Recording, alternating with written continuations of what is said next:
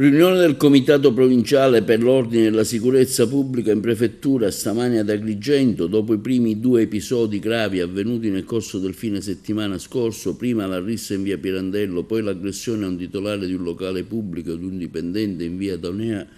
al fine di adottare nuove misure verso la repressione del crimine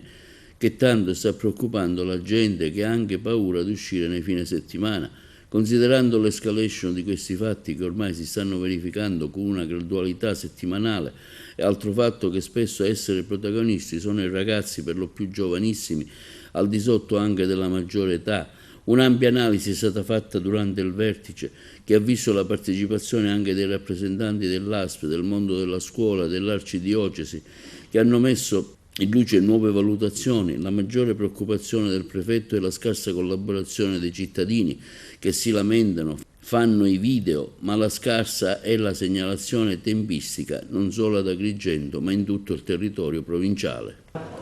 Abbiamo fatto un'analisi un po' ampia di un problema di cui ci occupiamo da molti mesi, da molto tempo. E devo dire, grazie anche al contributo dell'ASP, della scuola, del mondo della scuola e anche dell'arcidiocesi, sono emersi anche tanti elementi anche di conoscenza e di valutazione interessanti. Assistiamo a un fenomeno che purtroppo riguarda un po' tante realtà. Ciclicamente si sta verificando qui anche in questo nostro piccolo centro storico. Certamente questi 2 ultimi episodi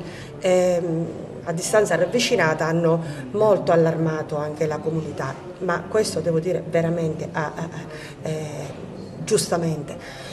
Quello che riscontriamo è che c'è stato un intervento delle forze dell'ordine molto, molto preciso, molto concreto e anche molto efficace. Soprattutto gli 8 della rissa sono stati tutti identificati e sono in corso una serie di accertamenti per identificare gli altri. Quello che si riscontra, ed è questa veramente una cosa che fa anche male, è la scarsissima collaborazione da parte dei cittadini, degli stessi esercenti, cioè i luoghi dove avvengono queste risse. Tra l'altro alcuni provvedimenti andrebbero presi a seguito di querela e queste cose non c'è questo riscontro e questa collaborazione che apre un discorso più ampio della collaborazione dei cittadini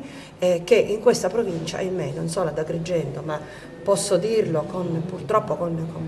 anche con amarezza, riguarda tutto il territorio provinciale. I cittadini si lamentano, si indignano, fanno le riprese, fanno i video, li mandano in rete, ma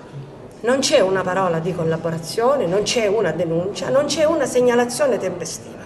E quando vengono identificati questi ragazzi, spesso non ragazzini, parliamo di ragazzi anche di 25 anni, ci troviamo anche, per le forze dell'ordine soprattutto che fanno un lavoro immane, si ritrovano di fronte anche a situazioni, in realtà anche di famiglie che si sentono anche, come dire, ma lei come si permette? Andando al concreto, noi intanto rafforzeremo dei controlli, adesso nella seconda parte dell'incontro si stabiliranno anche delle modalità più stringenti con servizi di controllo straordinario, come abbiamo anche fatto, chi è locale lo sa, in precedenza, quindi servizi veramente mirati e più strutturati. Io devo dire, il Comune ha preso un impegno che è quello di rimettere mano a tutto il sistema di videosorveglianza che c'è, ci sono decine di telecamere dislocate nel territorio comunale e in particolare nel centro storico, alcune funzionano, alcune non funzionano, quindi c'è bisogno di fare un lavoro serio che l'amministrazione comunale si è impegnata a fare. Questo credo che sia un buon risultato. Faremo anche delle attività di tipo preventive che comunque si fanno già con quelle delle scuole, ma contiamo anche di coinvolgere le parrocchie per un confronto, per creare dei luoghi di incontro, perché è vero, tutto nasce dal disagio, ma è anche vero che in mezzo al disagio ci sono personaggi che comunque sul disagio speculano, approfittando di quelle che sono le 2 grandi emergenze, l'abnorme uso di droga e l'abnorme uso di alcol. E anche qui, certo, anche un po' più di senso di responsabilità da parte degli esercenti, perché purtroppo abbiamo elementi chiari e precisi che quest'alcol viene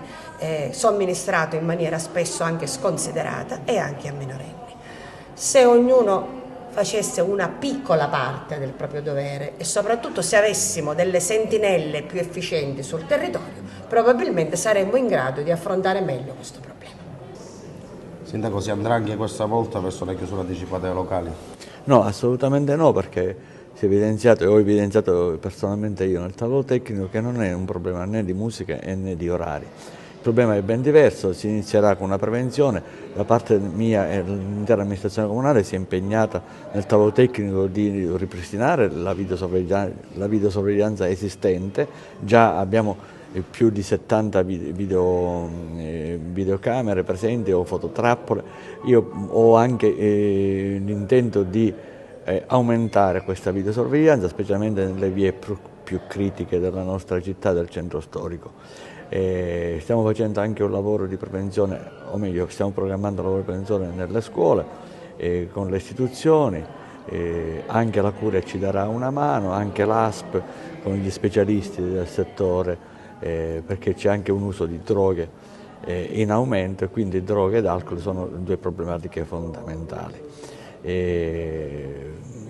Per quanto riguarda poi anche bisogna lavorare sui centri di aggregazione e anche sugli impianti sportivi, naturalmente queste strutture fanno sì che i ragazzi abbiano più tempo libero da poter utilizzare per altre attività, naturalmente lecite e salutari per lo sviluppo psicofisico.